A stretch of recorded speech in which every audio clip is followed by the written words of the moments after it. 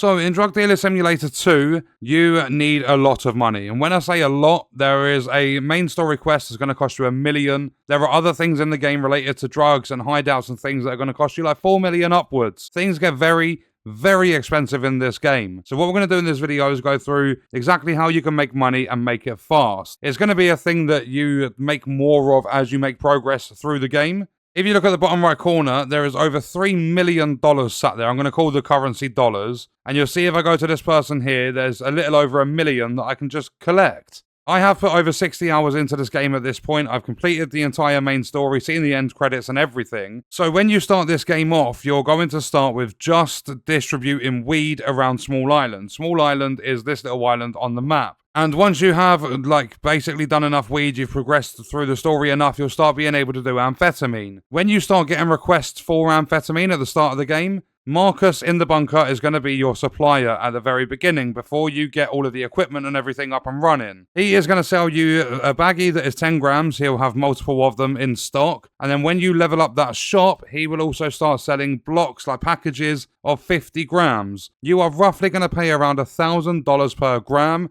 You're going to sell each gram for around $2,500. So you're making $1,500 every single gram you sell, which is good. But Marcus also sells a pink liquid. I'm just going to shorten the name and call it fennel. With that fennel, what you want to do when you get your very first hideout is you want to purchase a kitchen stove with oven. You then want to go to a general store, there's one right here, and you want to purchase a cooking pot. Then drop it in that slot, you're going to be able to cook on this stove. So once you've got the pink liquid, the fennel, you've got that from Marcus. You're also going to need to pick up acetone and ethanol from the general store. Once you've got all three, you can make amphetamine salts, and then you can cook those salts and turn them into the actual drug, which makes it a lot cheaper than buying it directly from Marcus. So your profit with that is going to increase even more than $1,500 per gram. And throughout the whole of this game, instead of, say for an example, you get a request, someone's like, I want 3 grams of weed. If we go for the cannabis, instead of going, right, this person wants 3 grams, I'm going to make one of those baggies. If you instead go, right, this person wants 3 grams, I'm going to make 3 1-gram baggies. But instead of making 3,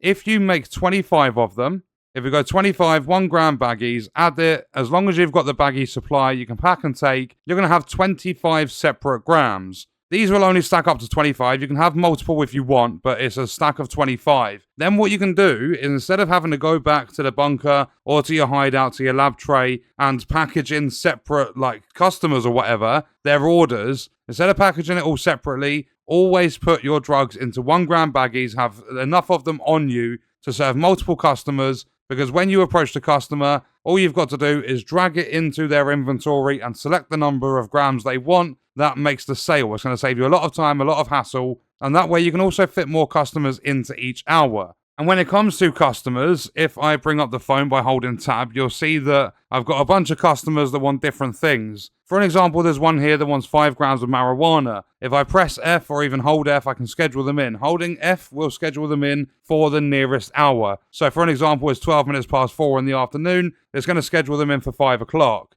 Whereas if you press F, you can pick the hour. It goes from 9 a.m. until 8 p.m. is when you can actually serve drugs. Then when it comes to scheduling in your customers, you can be a little bit less cautious with this. When I first started playing the game, I was scheduling 2 per hour. And I noticed I had a lot of spare time within that hour, because if I had 4 requests, I would do 2 at 9 o'clock in the morning, 2 at 10 in the morning. And then I built it up to 3, and I still had a lot of spare time. Doing the 1-gram baggies, you can easily get 5 or 6 customers done each hour. So you don't need to worry about it whatsoever. Just make your 1-gram baggies for all the drugs you have available, all the drugs you serve, and then just fit a bunch of people in, like schedule them straight away so that you can go and serve their drugs. You can go over the hour. Say you've scheduled someone in for 5 o'clock, it turns 6 o'clock, you can still serve them, but I don't know what happens to your reputation or anything like that. Because as I said, I've got over 60 hours in this game, but I was never once late for a customer. If I scheduled them in at 5, I was there before 6, but they will stay there for a long time. So you do not have to stress about your sales whatsoever. But then as you make progress, you're going to get dealers, and these are the dealers cabinets. If I hold down space, you're going to see that I can buy them for 25 grand each. And you will get like a basic tutorial that teaches you about putting their packages and dead drops and things like that. But what I recommend is don't go over 6 clients. These say 6 out of 6, but you can put more on. When you have more than 6, you are going to slow down your sales. And another thing I recommend is you'll see here 20% sales speed increase because the dealer is placed on a spot. If we have a look at the map, you'll see these like blue icons. It says that there's a dealer there. I've got one here, I've got one here, and I've got one up here. If you go around the map, I'm pretty sure they'll all be in the same location, so you guys can use these 4 locations if you need to. All you do is get to that area, you click in your middle mouse button, so click in your scroll wheel, and it's going to pop up and say manage worker spot. All you do then is assign the dealer to that spot, and they are going to start distributing your drugs to the people that want them. So you assign your clients to your dealers, and you no longer need to serve them. However, sometimes there can be, what I'm going to say is a little bit of a bug. The very first time you set them up, they might not actually start dealing. So what you need to do is make sure that they have drugs from a dead drop, and make sure that if these customers are assigned to your dealer, make sure they are not in your messages. If they're in your messages, sometimes your dealer doesn't start working with them. So you'll see here in brackets, it says unassigned. If they are assigned, you will have, I don't know if I've got any left. Like here, there's one person here in Slavs Bay. They are assigned to a dealer. If you have a client assigned to a dealer, make sure you get them out of your message list, and then your dealer will start serving them, because it's basically from the next call they make or the next message they send, your dealer will go to work. And then as you make even more progress, you're going to get distributors. That's what this guy is. You'll see that he's got $1 million on him, and you can have 4 dealers. I think you can have even more because the plus thing, but there's probably a penalty that comes with it. These are also going to take a cut of your money, so keep that in mind. But it saves you all the hassle, because this distributor is going to take the drugs directly from your substance storage, so within your hideout, and automatically, without you seeing anything, he's going to distribute the drugs to your dealers and collect the money from them. So all you've got to do is return to your hideouts and grab all of your money, making sure that your drugs are still stocked up. So when you are setting up your hideouts and stuff, make sure your operation is as big as you can possibly get it. You'll see here for amphetamine towards the end game, I started making 4 lots at a time. You want to try and do this stuff as early as you possibly can, because it's going to help you earn money towards the mid and the end game. And especially early in the game, I wouldn't worry too much about the potential customers, you know, the guys that wave at you. Don't worry too much about those, because they are not going to give you money. If you're focused on money, try and avoid the potential customers. Just make sure you've got dealers on the job, make sure you're supplying everyone that messages you, and make sure you've always got drugs in stock.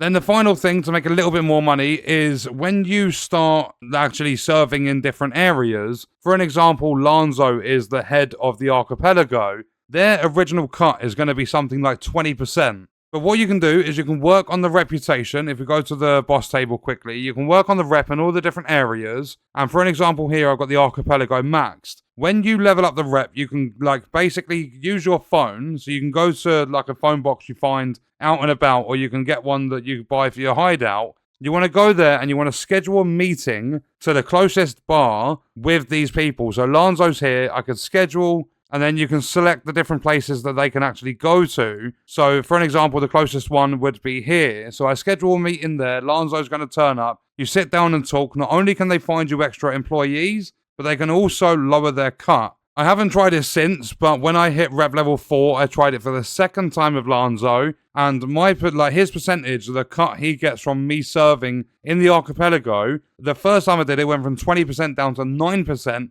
then it went down to 7. So for every sale I make, he only gets 7% instead of 20. So that's going to mean your money comes in faster as well. But outside of that, there's not much you can really do. You could like find some things, like there's palm leaves you can find, turn them into baskets and sell them. That will make you money, obviously, but it's only little bits. The main thing you want to do is focus on your hideouts, your drug business. You want to get as many dealers as you can. You want to get as many clients as you can to assign to the dealers. You want to get a distributor. Each one can hold 4. The dealer has to be placed in a spot that is within 500 meters of the distributor. Otherwise, you can't assign them. I had that issue when I got all the way over to here. I was trying to assign this person here. They were too far away, so I've had to use this distributor that I've got over here. So within 500 meters, you can assign a dealer as long as they are placed on a spot. When it comes to a distributor, the dealer has to be out and about. They can't just be sat in the cabinet. So just make sure you're expanding. Get your dealers, your distributors. Make sure you've got a lot of stock for your drugs. Try and make them all yourself. Don't always rely on Marcus and buying the amphetamine directly from him.